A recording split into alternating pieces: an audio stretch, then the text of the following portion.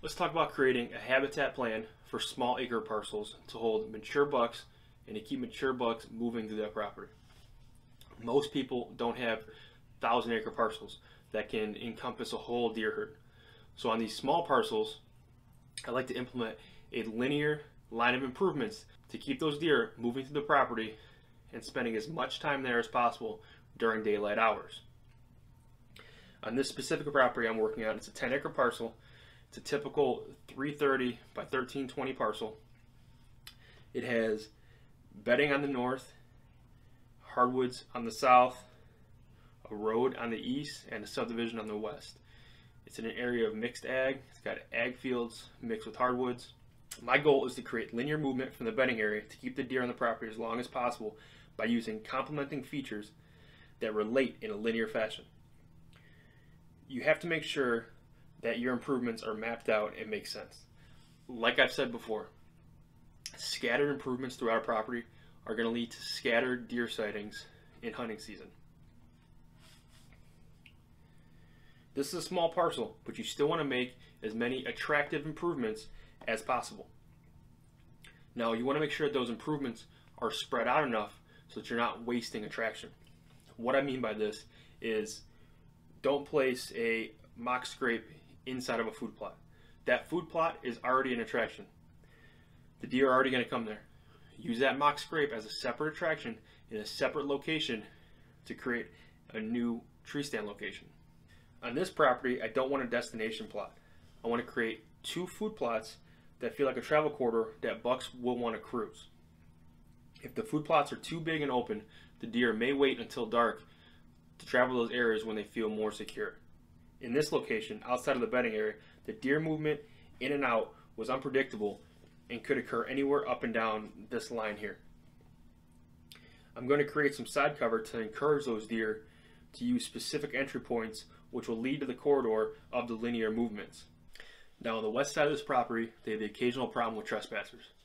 I'm going to create some hinge cuts along that property line to block the sight of those houses from the deer and also make it more difficult for anybody from that subdivision to get into the property.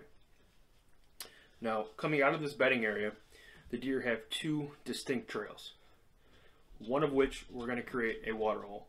They're going to walk past that water hole on the way to the first linear food plot. The second is going to lead past a mock scrape. The mock scrape and the watering hole are both going to be within bow range of this stand right here. The watering hole will be about 15 yards from that stand, and the mock scrape would be about 30 yards. The deer are then going to move into that linear food plot, which is going to serve as more of a travel corridor.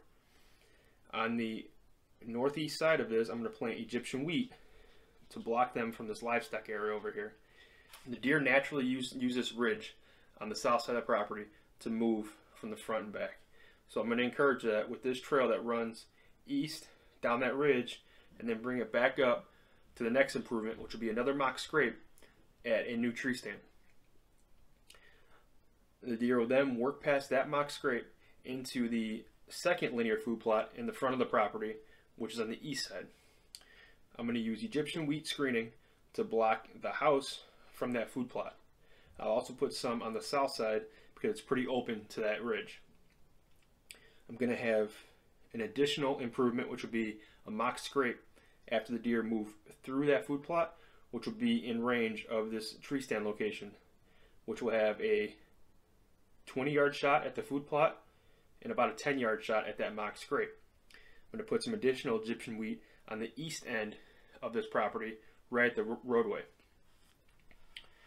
So the goal of this property design is to work the deer from that bedding area east past the improvements through the first linear food plot, winding them up to the front of the property to the second linear food plot. You want to get these deer to spend as much time as possible on this property. The deer naturally move through this property from that bedding area east out to the ag fields where they have that destination food normally in nighttime hours. So this property is going to serve as a transition point between bedding and that nighttime food, hopefully providing numerous shot locations during hunting season. Improving the natural deer movement is much easier than trying to get the deer to completely change what they're already doing. With that natural deer movement already working down that ridge, I'm going to encourage them to keep working that ridge and then coming back up into that front plot. Getting them to change their movement entirely is much more difficult. It's going to take a longer time. If you're just improving upon what the deer are already doing naturally, they're much more likely to start using those improvements right away. That's why I like to use natural travel corridors to place my improvements to influence that deer movement in the way that's going to help my hunting, but also not alter their movement too much that they're not going to use those improvements at all.